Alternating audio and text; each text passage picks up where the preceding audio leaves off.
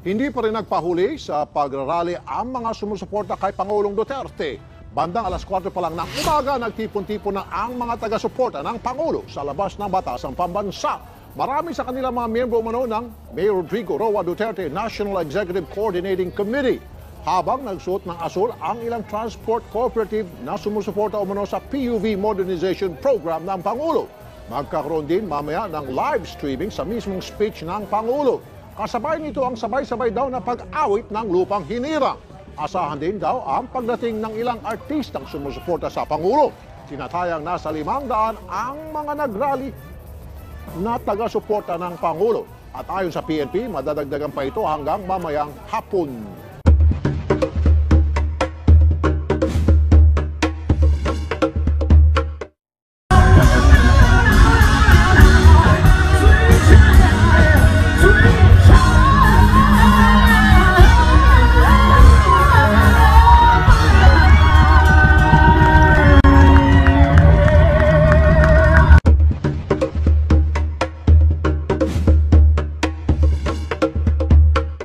Natin ngayon ang ating mga resource persons. Nakita po natin yung iba't ibang issue kaugnay ng war on drugs ni Pangulong Duterte. Secretary Goretz, tingin niyo po ba ay naging matagumpay po ito? Alam mo itong war on drugs, ang laki ng repercussions ito, no? Hindi lamang domestic, international, pati foreign policy natin affected, yung internal peace and order affected. Kasi siyempre, ang ating PNP nakapokus sa war on drugs.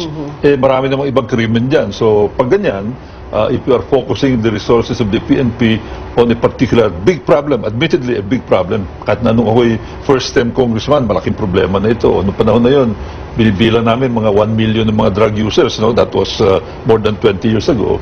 Pag nakapokus, nadadivert sila sa mga ibang krimen like yung mga armed robbery, mga ibang sindikato, war on illegal,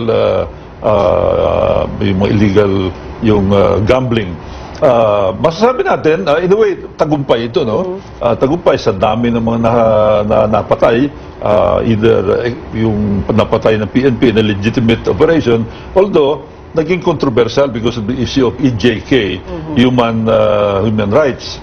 At the same time, ang nakikita ko, medyo kulang pagdating sa war on the top level. Kasi wala ako masyadong nakikita na talagang malalaking tao. Kasi nung panahon ko, we identified about, in fact, I stood up in Congress and identified more than 100 top-level illegal drug personnel. Nung inihel ko yan, mga iba doon, mga 10 namatay. Kasi siguro, na-compromise sila, pinatay ng mga kasama. Pero sa ngayon, wala ako nakikita ganyan. The other repercussion na naapektuhan tayo, yung foreign policy natin. Naging hindi maganda ang relasyon natin sa Amerika because of the issue on human rights. Yung EU, na mahusay na partner natin, economic partner, pati sila ay nababatiko. So sa akin, siguro ang payo ko na lang, no? As an advice, huwag na lang natin pakinggan yung mga puna sa iba. Importante, we maintain our foreign policy. We need America for our economic policy. We need EU, $11 trillion ang kanilang economy. Nandiyan nagtatrabaho maraming Pilipino, yung mga FDI nila dito. Kung mumurahin natin yan, apektado ang ating economy. You know, we have to have a balance. Nagkikriticize sila, huwag na natin masyado pakinggan yan. Siyempre, they have their own advocacies and as long as they do not directly interfere in our internal policy, hayaan na lang natin yung mga puna nila. In connection with this, briefly lang, tanongin ko rin si Dindo, some critics are also saying yung war on drugs resulted into what they're calling a human rights calamity because of alleged extrajudicial killings. Alam naman nating, sa umpisa pa lang, sabi nga ng Pangulo, he wants to restore public order, re-establish law and order in our country. No? Kaya napakapabor ang ating sambayanan sa kanyang ginawa. No? Na I think 7 to 8 out of 10 Filipinos support this war on drugs. Ngunit, the same numbers will tell us also that they prefer that these people should be alive or the suspects should be kept alive to respect the human rights of these people. No? Tama nang nabanggit ng ating Secretary Goles na nasa ng mga big time leaders ng drug issue ito at sana naman wag ito maka-apekto sa relasyon natin, lalo-lalo na these are countries, allies that have shared values sa atin. We are a democratic country. We value basic human rights, and our war on drugs should remember that, and wag namang kalimutan yung hinihingi rin ng taong bayan, because our president serves the people, na wag namang patayin ang mga biktima itong war on drugs na ito. Marami sa mga pangako direktang nakakaapekto sa mga consumer. Sa kanyang unang SONA, pinangako ng Pangulo na bibilis ang internet speed sa bansa at makakaroon rin ng libreng wifi sa mga pampublikong lugar tulad ng mga parke, eskwelahan at ospital. Wi-Fi access shall be provided at no charge in selected public places. Sa ngayon, natupad naman ang libreng wifi sa mga airport at mga MRT station sa EDSA. Pero ang internet speed sa bansa, isa pa rin sa pinakamabagal sa Asia. Pinangako rin ng Pangulo na mababawasan ang traffic sa Metro Manila. Kabilang sa mga solusyon niya, paigtingin ang anti-colorum at out-of-line campaign at ang paggamit raw ng tinatawag na secondary routes sa tulong ng mga LGU. Tila halos wala namang nagawa ang mga ito, masikip pa rin ang mga kalsada sa Kamaynilaan.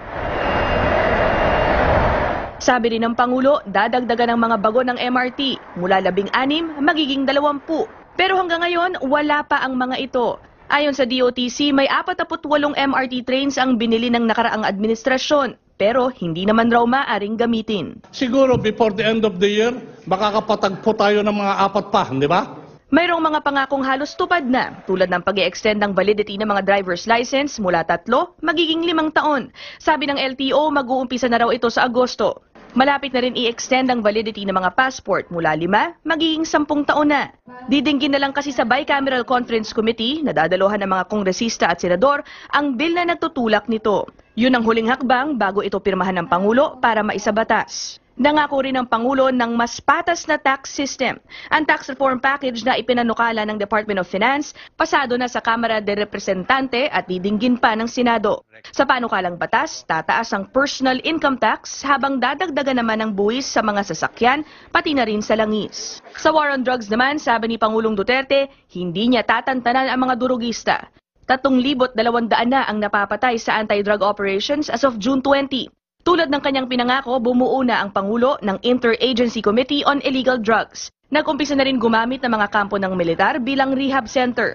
Tulad na lang ng Fort Magsaysay sa Nueva Ecija, kung saan tinayo ang tinatawag na Mega Drug Rehab Center. Sa kanyang unang SONA, inutusan rin ng Pangulo ang National Police Commission na bilisan ang pagresolba ng mga investigasyon na may kinalaman sa mga tiwaling pulis. Ayon sa 2016 year-end report ng NAPOLCOM, 260 summary dismissal cases laban sa mga pulis ang natapos nilang dinggin. Pero may ilang mga kaso na tila nagdulot ng pagdududa sa mga mambabatas sa sinseridad ng Pangulo sa pagtugis ng mga abusadong pulis. Tulad na lang ng nangyari kay Superintendent Marvin Marcos na ibinalik sa serbisyo. Si Marcos ang nanguna sa grupo na naghain ng search warrant kay dating Albuera Leyte Mayor at drug lord Rolando Espinosa sa Bilibid. Napatay doon si Espinosa. I will never allow a military man, a government man, a policeman na makukulong for doing his duty and obeying my order. Mula nung huling SONA, natatag na ang Corruption Hotline 8888 at mayroon na ring Task Force on Media Killings. Sa larangan naman ng peace at security, umasa ang Pangulo na magkakaroon ng tigil putukan sa pagitan ng gobyerno at mga komunista. Pero hanggang ngayon, tuloy pa rin ang labanan ng dalawang kampo. Can you just stop fighting for a while? Pinangako ng Pangulo ang pagpasa ng Bangsamoro Basic Law. Nung nakaraang linggo lang, naibigay na sa kanya ang draft BBL. Sabi niya full support raw siya sa panukala na tatalakayin na ng mga mambabatas. Sa larangan naman ng foreign relations, sabi ni Pangulong Duterte noong nakaraang SONA, maghahanap raw ng mga bagong kaibigan ang Pilipinas. Kita na ito ngayon sa tila bumubuting pagkakaibigan ng bansa sa Russia at China na pareho pang nag-alok ng tulong sa Marawi. Pinaigting na rin ang kooperasyon ng Pilipinas sa Indonesia at Malaysia, lalo pagdating sa laban sa terorismo at krimen sa dagat na nag-uugnay sa tatlong bansa. Ina Andolong, CNN Philippines. Ayun, kung makikita mo nga ay kasalukuyang nagmamarcha itong mga militanteng grupo dito sa may harap ng Central Temple ng Iglesia ni Cristo. At nagdaos lamang sila ng kaunting programa kanina at namahinga, ngunit ngayon ay patuloy na yung kanilang pagpunta sa may batasang pambansa. Mas palaban ngayon ang tema ng mga militanteng grupo kung ikukumpara noong nakaraang taon. Noong unang sona kasi ni Pangulong Duterte ay suportado pa nila ito at mapayapa pa yung kanilang mga protesta. Ngunit ngayon kung makikita mo yung laman ng kanilang mga streamer ay mas palaban, no, at mas batikos doon sa kay Pangulong Duterte, at may mga nakita nga tayo kanina ng mga pader na inisprayan nila ng Duterte, Hitler, Diktador at Tuta. At binabatikos rin nila ang Pangulo tungkol doon sa hindi nito successful na pag-end doon sa contractualization at yung pag-angat sa mga mahihirap mula sa laylayan. At meron din silang isang effigy ng octopus na kung saan nakabalot yung bandila ng Amerika doon sa octopus at nakatalukbong ito doon sa may tangke na sinusumbolo daw ng military junta na pinamumunuan ni Pangulong Duterte. Hihilingin rin nila sa Pangulo na sana ay muli nang ibalik yung usapang pangkapayapaan sa pagitan ng pamahalaan at ng mga komunista. Ruth.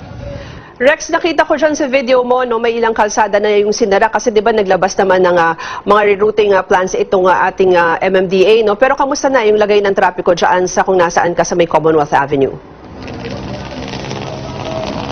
Kung ang tatalakayin natin ay yung dalawang lane ng Commonwealth Avenue, maluwag pa naman ito, at least yung doon sa may southbound lane, yung papuntang Philcoa, at yung 5 lane na papunta naman ng Fairview. Ngunit itong kinatatayuan ko ngayon, yung tatlong outermost lane ng Commonwealth, okupado siya ng mga militante. At kung nasa elliptical road ka naman, makakaranas ka rin ng kaunting pagsikip ng daloy ng trapiko dahil doon nga nagmi-meeting, no, yung mga militanteng grupo bago sila pumuntang batasang pambansa.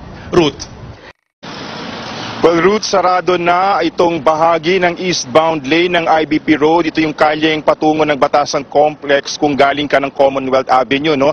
Nakapwesto na dito ang makeshift stage na itinayo ng mga militanteng grupo kung saan gaganapin nga ang kanilang sariling sona na ipantatapat nila sa magiging talumpati mamaya ng Pangulo. Sa ilalim nitong footbridge na kinatatayuan natin, ito'y sa pagitan ng Quezon City Polytechnic University at Corazon Aquino Elementary School. Isasagawa ang malawakang rally ng mga militanteng grupo. Madaling araw pa lamang nakakalat na ang mga tauhan ng PNP, hindi lang para magbantay sa palibot ng Batasan Complex, kundi pati na rin sa mga magrarally mamaya. Naabutan natin kanina si QCPD Director Guillermo Eliazar, kausap ang ilang organizer ng rally dito. Pinaplansya nila yung ilang detalye bilang paghahanda sa mga kaganapan ngayong araw. At dahil medyo maaga-aga pa, Ruth, no, medyo malamig pa rin ang ulo ng mga tao dito. Nakalatag pa rin yung tinatawag na confidence building measure ng dalawang panig. Sa hanay ng mga otoridad, hindi na sila gumagamit ng mga container van at concertina wire bilang pangharang sa mga rallyista. Yung mga miyembro ng mga PNP Civil Disturbance Management Teams, pwera na sa hindi sila armado, pansamantala rin isinantabi ang kanilang mga shield at transyon. Nagtayo na rin sila ng mga portalet at first aid station na magsisilbi sa mga rallyista. Ayon kay Eliazar, ito'y upang ipakita na sincero ang pamahalaan na mapasiguro na magiging maayos at matiwasay ang SONA ngayong araw. Sa ngayon, bukas pa naman ang westbound lane ng IBP Road na ginawa na two-way ngayon, no? Mula dito sa kinatatayuan namin, ito'y may layo na lamang ng mga 20 hanggang 50 metro mula sa Batasan Complex. Nakaposisyon naman dyan ang PNP Command Center at sa kabilang dulo ng IBP Road sa tapat mismo ng Civil Service Commission Office, inaasahan naman na magsasagawa ng rally ang mga taga-suporta naman ni Pangulong Duterte. Ruth. David, yung sitwasyon dyan kumpara doon sa naging sitwasyon nung nakaraang taon, no? Kasi 'di ba parang sinasabi naman ng pamahalaan, welcome naman yung mga protesta, pero ang sabi nitong ilang militanteng grupo kung kumpara daw noong isang taon, kung medyo hopeful daw yung kanilang tono ng kanilang mga demonstrations, ngayon daw ay show of defiance o mas parang protesta daw ito. So nagbago ba din yung nilatag na security? Alam mo, Ruth, gaya nga na nabanggit natin kasamahan si Rex Simitio, no, nagbago rin yung tono ng kanilang tema ng rally ngayong araw dahil ngayong taon, kasi nga nakafocus na ito ngayon sa dalawang pinakamalaking issue na hindi pa kinaharap noon, which is yung ngayon, yung hinihiling nila yung pagtanggal ng martial law sa Mindanao, gayon din yung pagpapatuloy ng peace talks.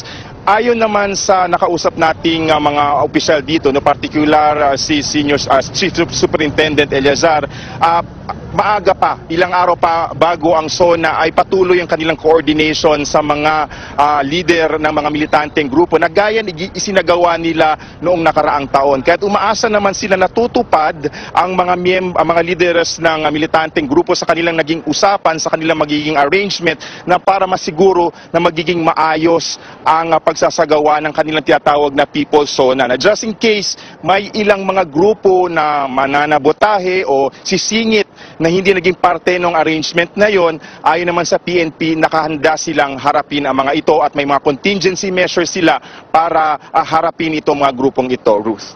David Santos, nag-uulat mula sa Quezon City.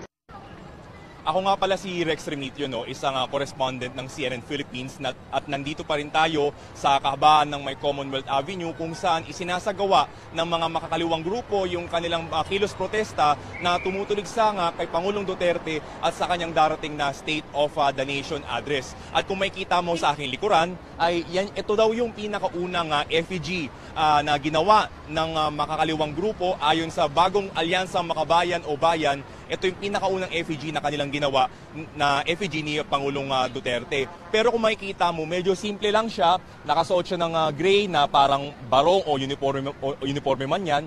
At nakataas yung kanyang kamay. Taliwas ito doon sa mga nakarang effigy na ginawa nila doon kay dating Pangulong Aquino na medyo malaman ito, may sungay pa at kung ano-anong burloloy pa na tumutulig sa kay dating Pangulong Aquino yung kanilang nilagay. Pero ito kay Pangulong Duterte ay medyo simple lang. Pero meron pang isang banda yan doon sa likod niya ay mukhang pinaghalong mukha naman ni President Duterte at ni dating Nazi Germany dictator Adolf Hitler, no, na kasi nga ngayon tinatawag nila si Pangulong Duterte na isang diktador, Hitler at tuta. Ito taliwas ito doon sa mga rally nung nakaraang SONA noong unang taon ni Pangulong Duterte kung saan sinusuportahan pa nila yung Pangulo at mapayapa pa yung mga kanilang rally. At dahil nga sa kanilang rally ay kung makikita mo yung lagay ng trapiko ngayon at 3 lane na lang, no, sa 10 lane ng Commonwealth Avenue yung pwedeng daanan at sobrang traffic nga dito. So kung nasa bandang Quezon City ka, huwag ka na siguro munang dumaan sa Commonwealth Avenue o maghanap ka ng alternative routes kasi matatraffic ka kapag dumaan ka dito.